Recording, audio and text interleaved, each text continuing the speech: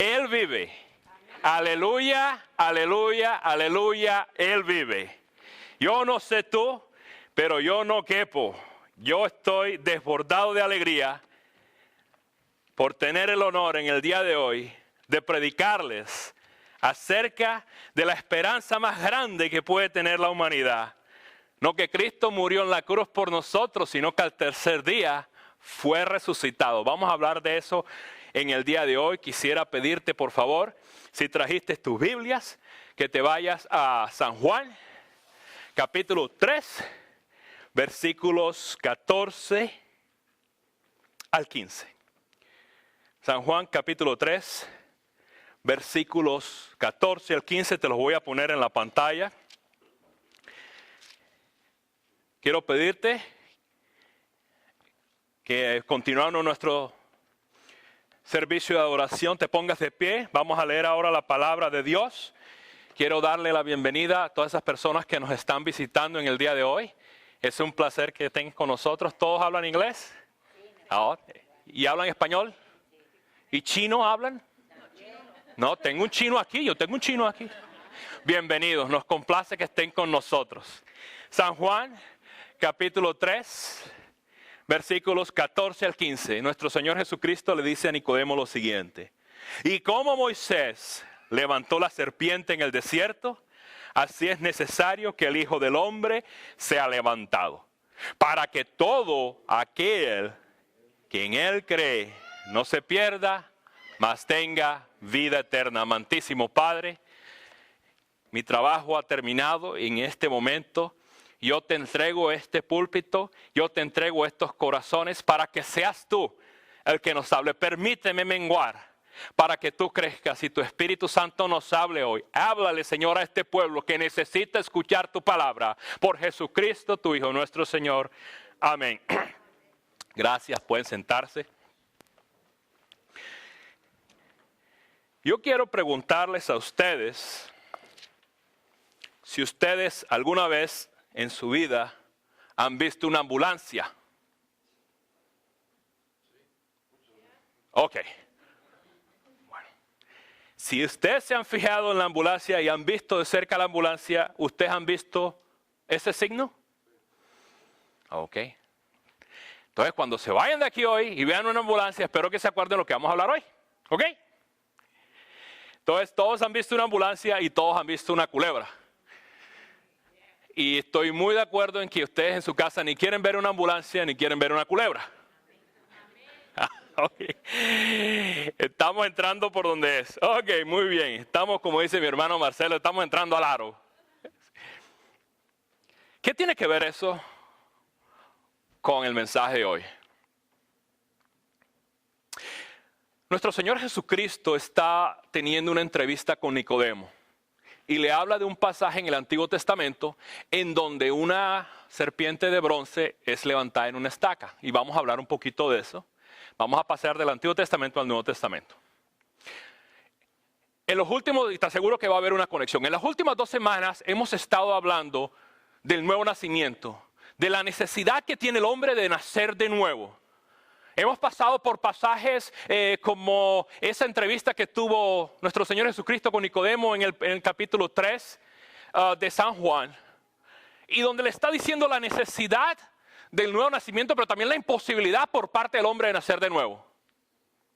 Igualmente, el domingo anterior hablamos de esa entrevista que tuvo nuestro Señor Jesucristo con la mujer en el pozo de Jacob. Esta mujer samaritana estaba bien perdida, no tenía ni idea de quién estaba adorando. Nuestro Señor Jesucristo también le está llevando un mensaje de esperanza, pero también hace un énfasis, que esa regeneración del pecador, lejos de ser una mejora externa en su comportamiento, es una transformación interna en el corazón que es impartida por Dios Padre a través de Dios el Espíritu Santo. En pocas palabras, es dejar atrás una vida vieja y empezar una vida nueva. Indudablemente, el nuevo nacimiento interno trae una transformación externa. Tu manera de hablar cambia, las palabrotas que decías antes se vuelven palabritas. Hasta las amistades tienden a cambiar, la forma de vestirte tiende a cambiar. No porque seas un creyente de apariencia, empieza a haber una transformación. Hasta los programas de televisión que solías ver ya no te empiezan a gustar, empiezas a buscar otro tipo de programas, de actividades y de hobbies. Ahora bien, uno de los cambios, o yo diría el cambio más dramático que experimenta el hombre pecador cuando es regenerado, cuando nace de nuevo, es una apatía por una vida pasada. Hay un cambio, una transformación. La vieja naturaleza queda atrás, pero no solamente queda atrás, poco a poco llega a olvidarse y se deja de añorar, se deja de estimar esa vieja naturaleza. El pecador empedernido que se complacía en cometer y practicar su pecado, ahora desea sinceramente no solamente buscar a Dios, ahora quiere agradar a Dios y quiere hacer las cosas que agradan a Dios. Sí, me lo vas a decir, pero de todos modos seguimos pecando. Por supuesto que sí. Somos pecadores redimidos, somos transformados, somos comprados por la sangre de Cristo, somos una nueva creación. Seguimos pecando. Va a llegar un momento en que no vamos a pecar más. Seremos glorificados, ya sea que nuestro Señor Jesucristo venga en su segunda venida o Él nos llame a rendirle cuentas cuando nuestro corazón lata por última vez y el último respiro de aire entre nuestros pulmones. Vamos a encontrarnos frente a Él y entonces lo veremos como es. Pero mientras tanto, vamos a seguir pecando.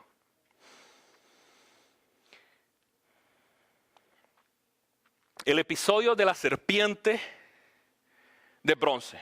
Vamos a hacer un pequeño viaje al Antiguo Testamento para ver qué fue lo que pasó allá y a qué se está refiriendo nuestro Señor Jesucristo cuando está hablando con Nicodemo.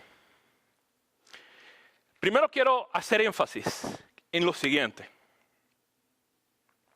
La idolatría, más que pensar que es adorar una figurita o una figura o una imagen, ya sea de Dios o de cualquier cosa creada, muchas veces o generalmente me atrevo yo a decir, la idolatría se manifiesta en el hombre pecador por su autosuficiencia que le hace creer que no necesita del sacrificio vicario de Cristo para alcanzar su salvación. Fíjate al siguiente. La idolatría en el hombre perdido se manifiesta por una autosuficiencia que no le permite aceptar lo que Cristo hizo en la cruz por ti y por mí. Como consecuencia, no solo el no creyente es incapaz de reconocer su estado caído, sino que cualquier intento de automejora se verá siempre permeado por un anhelo intrínseco de rechazar el plan de Dios. Siempre va a haber esa intención de mejorar, pero de rechazar la cruz. Me encanta lo que escribe el pastor Tim Keller. Él dice lo siguiente: a menos que creas en el Evangelio, todo lo que hagas será o por orgullo o por miedo.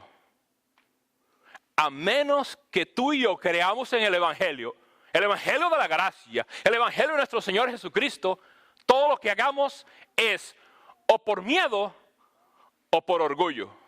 Piensa en eso, piensa en eso.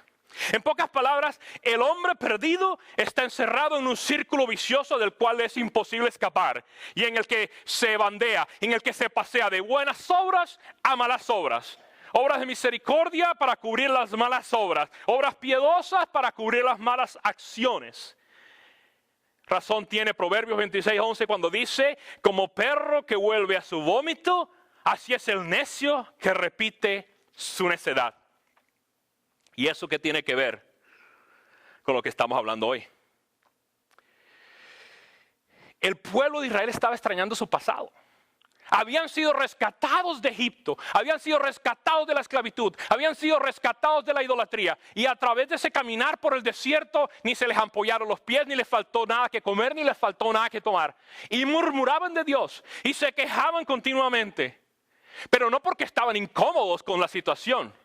Había un añoro por volver a su vida pasada. extrañaban profundamente esa vida en la cual, pese a que eran esclavos y estaban sufriendo mucho, no tenían que rendir cuentas a Dios. Tenían su religión de conformidad.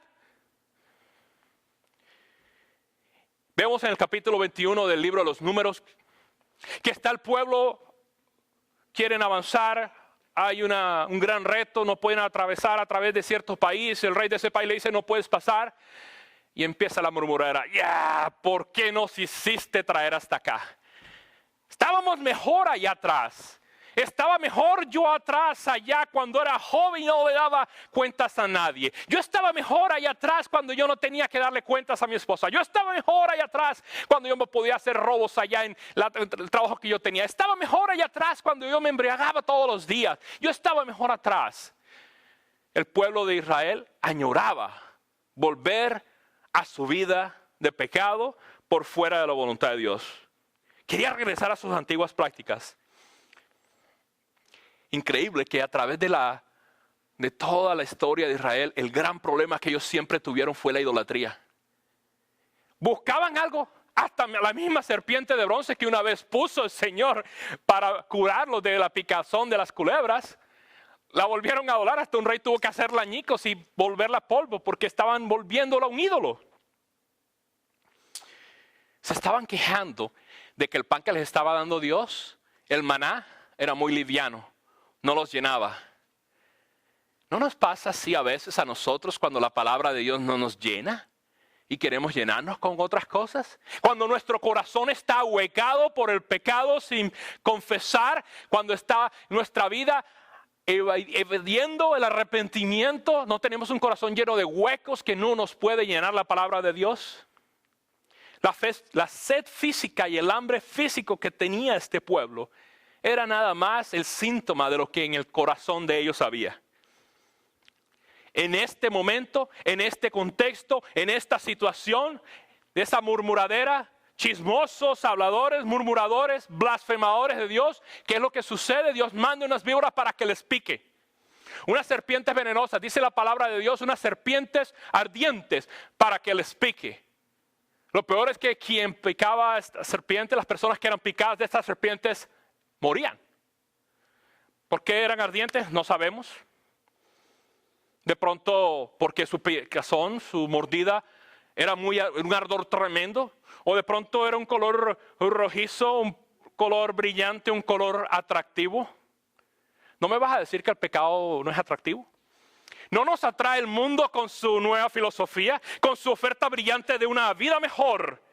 De una mejor casa, de una mejor esposa, de un mejor esposo, de un mejor estilo de vida, de una mejor religión. Pero cuando nos acercamos y somos picados, mordidos por la mala serpiente antigua, su veneno rápidamente se esparce por todo nuestro cuerpo y nos paraliza. ¿No fue eso lo que pasó en el jardín del Edén? Donde Adán y Eva tenían todo. Todo lo tenían. ¿Y qué le dice la serpiente? Te voy a dar algo para que seas mejor. Para que seas igual a Dios. Come, desobedece a Dios. El pueblo hebreo estaba viendo cómo estaban muriendo. A diestra y siniestra estaban cayendo muertos. Pero en un despertar de sus conciencias, fíjate lo que pasa. En un despertar de sus conciencias se dan cuenta que no hay nada que ellos puedan hacer. En ese momento no había médicos, no había hospitales, no habían ambulancias, no habían antídotos ni toxinas para curar la picadura de una serpiente. La única manera era succionar ese veneno o tratarlo con algo de amoníaco, qué sé yo. Pero la gente estaba muriendo, no había nada que ellos pudieran hacer. Y hay un cambio en el pueblo de Dios. Él dice, es ahí donde buscan de Dios, buscan la respuesta de Dios, buscan la ayuda de Dios, buscan la salvación que solo Dios puede proveer. Este pueblo pecador no solo se dio cuenta del pecado que estaba en medio del pueblo, sino que llegó a la conclusión que a menos que Dios haga algo, iban a morir. Y la historia termina en que el Señor le dice a Moisés que haga una serpiente de bronce y la ponga en una estaca. Nuestro Señor Jesucristo en el capítulo 3 de San Juan le dice a Nicodemo, Nicodemo, Así como la serpiente fue levantada en el desierto, así también es necesario que el Hijo del Hombre sea levantado.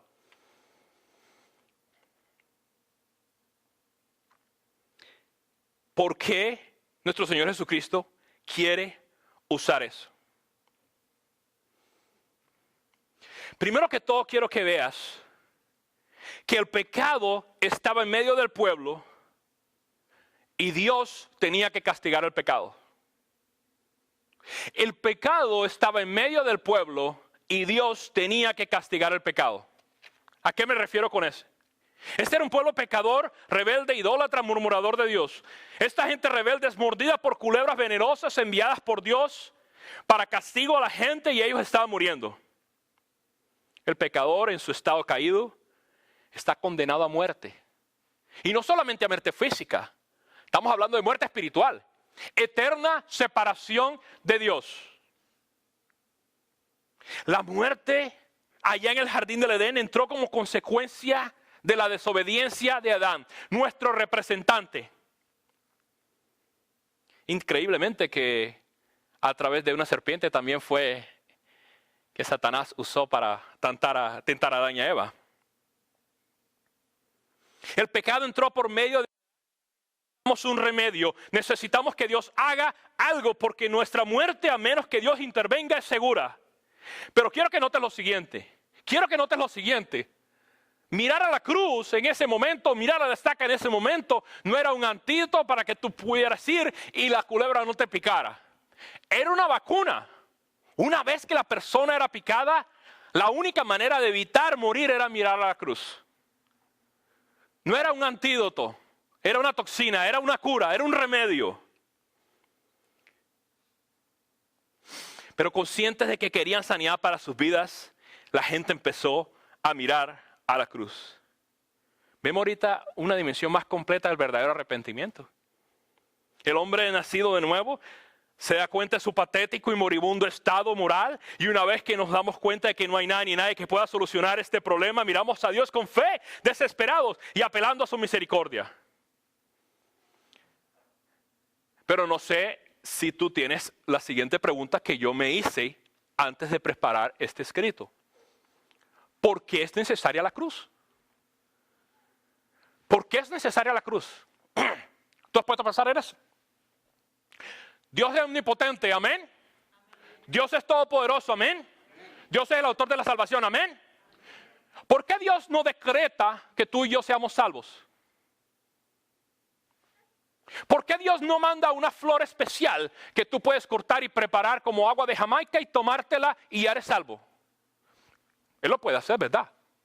¿Por qué no hay un río mágico en el cual tú te puedas meter y una vez salgas ya eres salvo? ¿Por qué la cruz? ¿Por qué la cruz? Una de las razones es que la gravedad de la pena solo se compadece de la gravedad de la falta. La gravedad de la pena, lo que estaba sucediendo en la cruz, era un castigo. Dios estaba castigando a un hombre inocente. Estaba Cristo recibiendo un castigo que tú y yo deberíamos recibir. Y no por cualquier falta.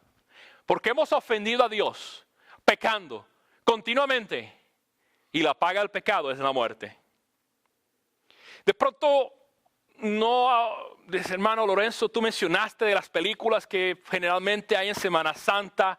Y solíamos tener aquí en Mud Creek una obra, Gracias, y en donde el doctor Lance, ¿quién ha visto esa obra que solíamos tener acá? Y el doctor Lance lo ponían en esa cruz y era algo increíblemente dramático. Inclusive la cruz está todavía, nuestro pastor está usando la cruz en este momento en la parte de atrás del escenario.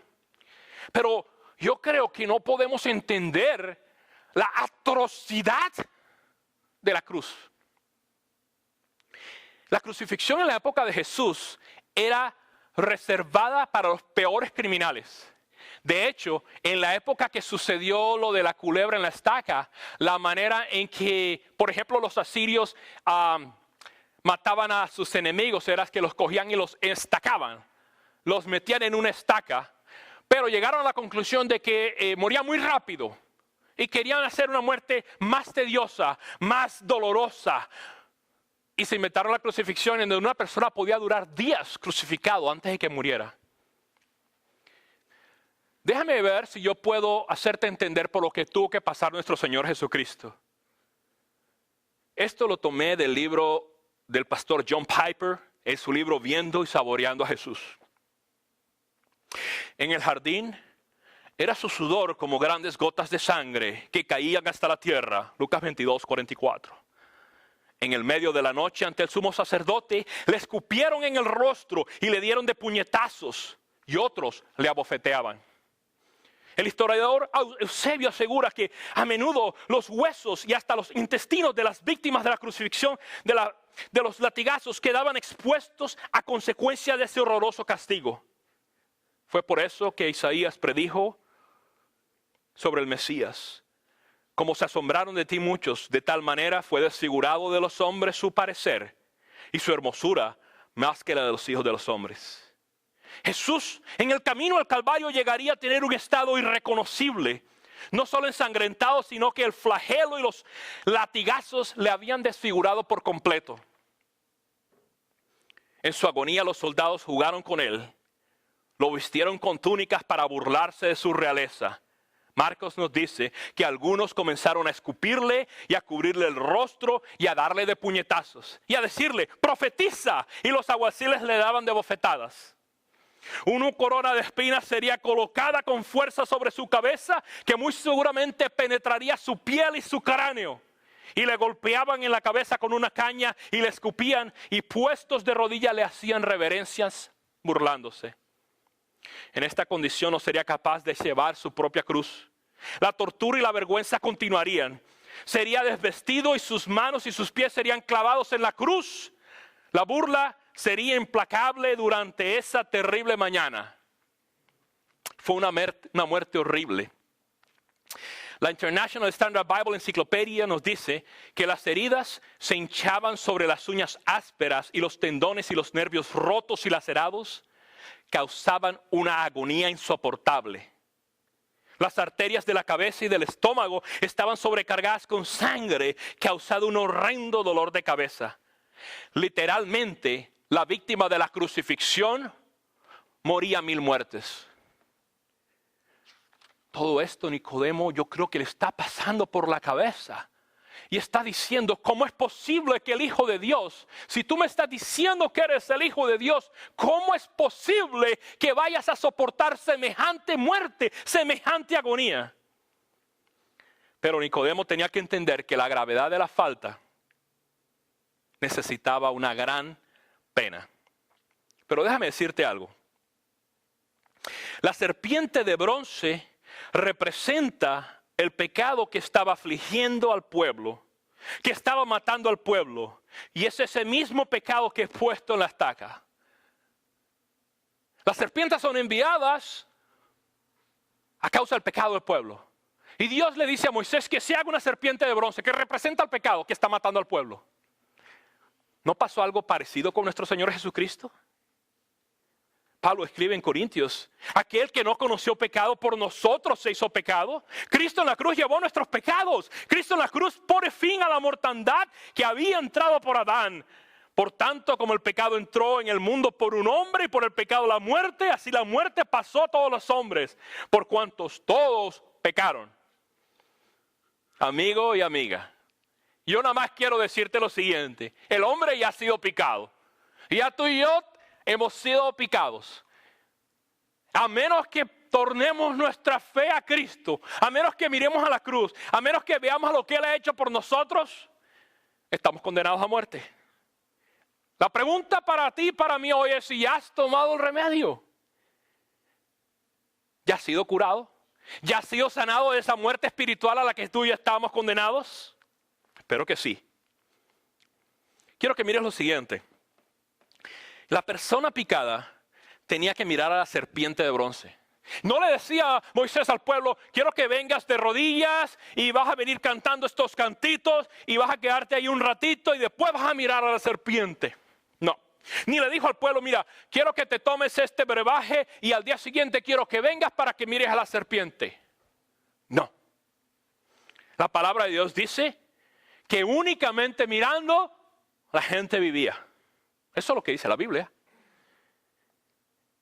Tan solo mirando, creyendo que esta solución de Dios era única, definitiva y suficiente, y además sustitutoria, serían salvas. Quiero hablarte de eso.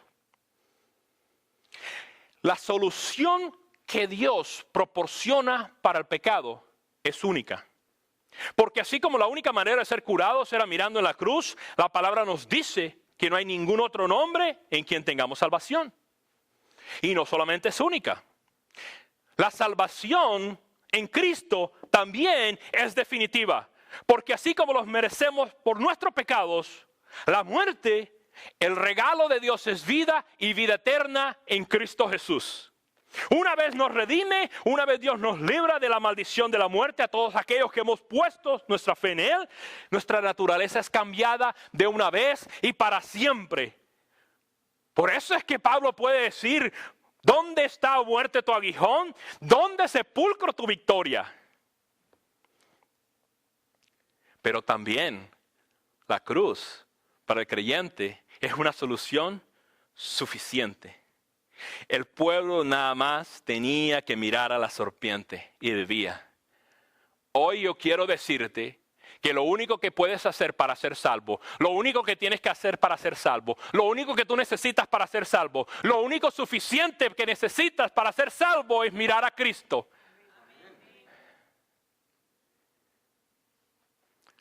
Pero no solamente es suficiente, la cruz también es sustitutoria.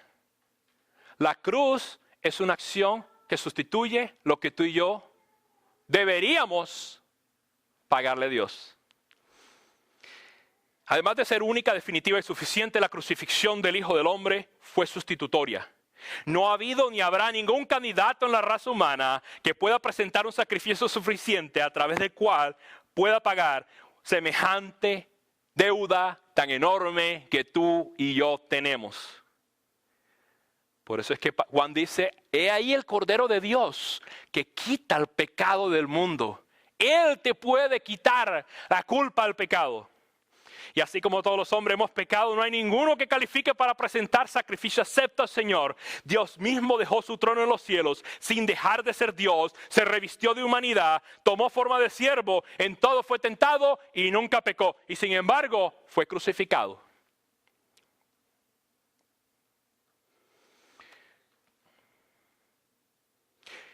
El domingo pasado, nuestro pastor general, el doctor Greg Mathis, habló acerca de la suficiencia de Cristo. Yo quiero hacer un poquito más de énfasis en eso. Una de las palabras cuando Jesús estuvo en la cruz fue consumado es. Está terminado, está consumado. Y ya hemos hablado de que en el lenguaje original se usa una sola palabra, tetelestai. Esa palabra tetelestai significa pagado completo, pagado completamente. De hecho, era un sello que se ponían en documentos legales. Dos personas estaban haciendo negocio y si yo te debía a ti algo y ya me pagabas eso completo, yo ponía ese sello, decía pagado completo, ya no debes nada. ¿Por qué te digo eso? Porque quiero que te saques de la cabeza y quiero que entiendas lo siguiente. Cristo no vino a darnos el entre de la salvación. Cristo no vino a darnos el down payment de nuestra salvación. Cristo no nos dio la cuota inicial de nuestra salvación. Él lo pagó totalmente, completo, todo. Amén. Gracias a eso. Ahora los que estamos en Cristo, los que hemos mirado a la cruz, los que hemos sido rescatados de la maldición, podemos decir, todo lo debo a Él. Cristo lo pagó. De las manchas del pecar, cual nieve me lavó, nada bueno hay en mí. Tu gracia buscaré, en la sangre de la cruz, mis pecados lavaré. Por eso es que un domingo como hoy, lo único que podemos decir es aleluya, aleluya, aleluya, el Señor resucitó. Nicodemo, al igual que yo, tenía que mirar a Cristo. Tendría que poner su fe en Cristo. Tenía que nacer de nuevo. Pero ¿qué significa creer? Yo puedo creer muchas cosas. Yo puedo hacer un análisis intelectual. Yo me encontré una ilustración de un padre que quiere enseñarle a su hijo a nadar y él cuenta lo siguiente, préstame atención. Él dice que desde que el niño tenía 1 año estaba tratando de enseñarle a nadar.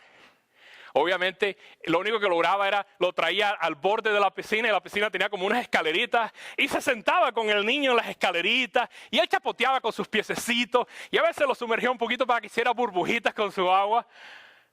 Pero a la hora de ponerlo en el borde de la piscina y que saltara, no, ahí era otra cosa diferente. Hasta inclusive se lo ponía aquí a carga de burro, decimos en Colombia, y él caminaba por toda la orilla de la piscina y el niño estaba contento, obviamente agarrado así tremendo a su papá. Pero a la hora de saltar desde el borde de la piscina, no, eso era otra cosa. Y el padre le decía, ven, salta, yo te voy a abrazar, yo te voy a agarrar, yo te prometo que no te voy a dejar. Y nada que podía convencer a ese chamaquito para que saltara. Llegó un momento que el niño se asustó mucho y salió corriendo a buscar a su mamá. Mamá, se fue corriendo a buscar a la mamá. Obviamente el papá, cumpliendo con su deber de padre, se fue, trajo al niño. Y yo creo que hasta lo sobornó. Te voy a dar unos dulcecitos, te voy a llegar al choquichises, qué sé yo, te vamos a ver sentados Dora la exploradora, qué sé yo, le dijo. Y logró que el niño volviera al borde de la piscina. Y dice el padre que el niño ya estaba concentrado y le temblaban sus piernas. Sus piernas estaban temblorosas. Yo tenía ese niño sus pañales de niño de baño. Cuando iban los niños a la playa o a la piscina, que te pones esos pañales para que se bañen. Tenía esos pañales y el niño estaba.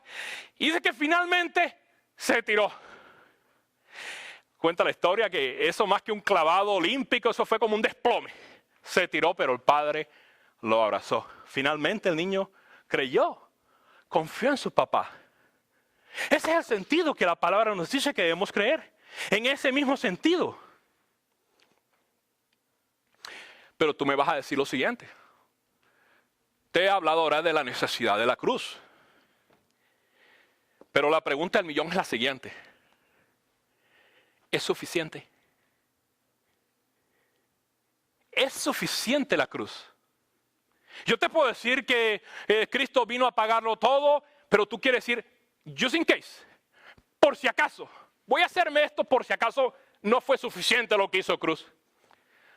¿Cómo puedo tú y yo estar seguros? ¿Cómo podemos estar seguros de que la cruz fue suficiente? Y yo no tengo que hacer nada más. No me tomes a mal lo que te estoy diciendo. Santiago es muy claro cuando dice que nosotros estamos llamados a hacer obras, pero como consecuencia de esa nueva naturaleza. Nosotros no hacemos obras para adquirir la nueva naturaleza. ¿Amén a eso? ¿Cómo puedo estar seguro que el sacrificio que Dios hizo por mí en la cruz fue suficiente? ¿Cómo puedo confiar completamente en que la muerte de Jesús en la cruz fue suficiente para agarrar todos mis pecados?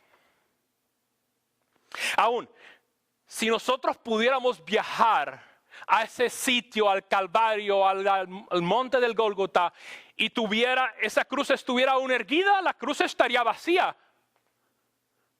Porque Él murió y fue sepultado. Pero aún, dicen que han encontrado 2 posibles lugares donde nuestro Señor Jesucristo fue sepultado. Pero aún si fuéramos a la tumba que realmente fue la tumba donde fue puesto el cadáver de nuestro Señor Jesucristo, la tumba estaría vacía. Eso es lo que estamos celebrando hoy. Hoy estamos celebrando la resurrección de nuestro Señor Jesucristo. La tumba está vacía, el cuerpo no fue robado, los discípulos no fueron a la tumba equivocada. Jesús no se desmayó, volvió en sí y salió corriendo. No, mi querida congregación, la tumba estaba vacía. Jesús había derrotado la muerte. No solo había cumplido con las profecías, había completamente satisfecho la justicia de Dios, pagando por lo que tú y yo deberíamos haber pagado. Pablo lo resume de la siguiente manera. En el capítulo 2 de Filipenses, Pablo escribe lo siguiente. Jesús, siendo en forma de Dios, no estimó el ser igual a Dios como cosa que aferrarse, sino que se despojó a sí mismo, tomando forma de siervo, hecho semejante a los hombres, y estando en la condición de hombre, se humilló a sí mismo, haciéndose obediente hasta la muerte y muerte de cruz. Por lo cual Dios también le exaltó hasta lo sumo y le dio un nombre que es sobre todo nombre, para que en el nombre de Jesús se doble toda rodilla de los que están en los cielos y en la tierra y debajo de la tierra, y toda la lengua confiese que Jesucristo es el Señor, para gloria de Dios Padre. Cristo ha sido exaltado en la resurrección. Dios lo exaltó porque ha sido satisfecha la justicia del cielo. Él lo ha exaltado, lo hizo por ti y lo hizo por mí. Él vive, y porque Él vive, yo viviré mañana. Dios lo exaltó, el sacrificio que hizo por nosotros fue aceptado, su victoria fue completa, su misión fue terminada, su trabajo finalizó, la ira de Dios fue satisfecha. Ahora está con los brazos abiertos, proporcionando el antídoto contra la muerte para ti y para mí, diciéndote: ven y sé salvo. Ven y recibe la vida eterna a todo el que en Él crea. ¿Tú has creído? Tú has creído. ¿Recuerdas la historia del padre que le estaba enseñando al niño cómo nadar? Surgió un problema.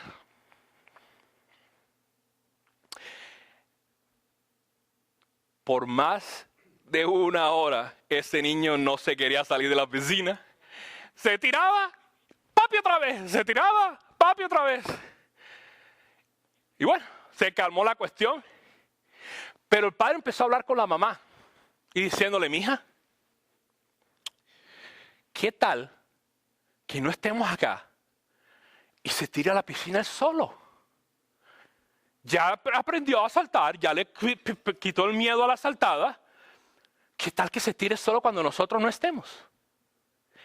Pero interesantemente dice el que escribió esta historia, que estaban sentados y vieron cómo el niño caminaba, pero ni se acercaba al borde de la piscina cuando el papá no estuviera adentro. Le rompió tremendamente el corazón entender que ese niño no confiaba en sus habilidades acuáticas, ni en su pañal, ni en que había dominado el agua. ¿Tú sabes en qué estaba confiando? En que el padre estaba adentro con los brazos abiertos para recibirlo. Porque el padre le dijo: yo te prometo que si saltas yo te abrazo. De pronto hoy hay alguien que todavía necesita saltar a la piscina.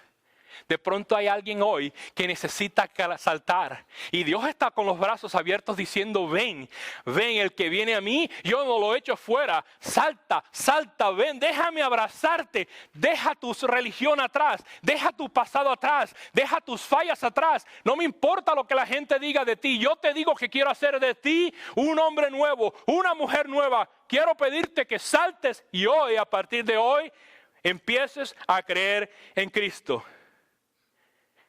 Jesucristo vino al mundo para darte vida eterna y dártela en abundancia. Y nuestro Padre Celestial está con los brazos abiertos hoy, en este momento, para darte el regalo de la vida eterna. Darte gratuitamente algo que nunca puedes comprar. El perdón divino si crees en el Hijo de Dios. Has creído en Jesucristo. Has puesto tu fe en Él. Te has lanzado a la piscina. Esa es la razón de la resurrección, que tú y yo podamos ver que estamos adorando a un Dios vivo, que tú sepas que cuando Dios promete que va a levantar a alguien de los muertos, lo levanta, que tú sepas que Cristo tiene poder sobre la muerte. Eso celebramos hoy en la resurrección. Quiero saber si tú estás vivo hoy en Cristo también. Vamos a orar. Amantísimo Padre, yo te doy gracias por tu palabra.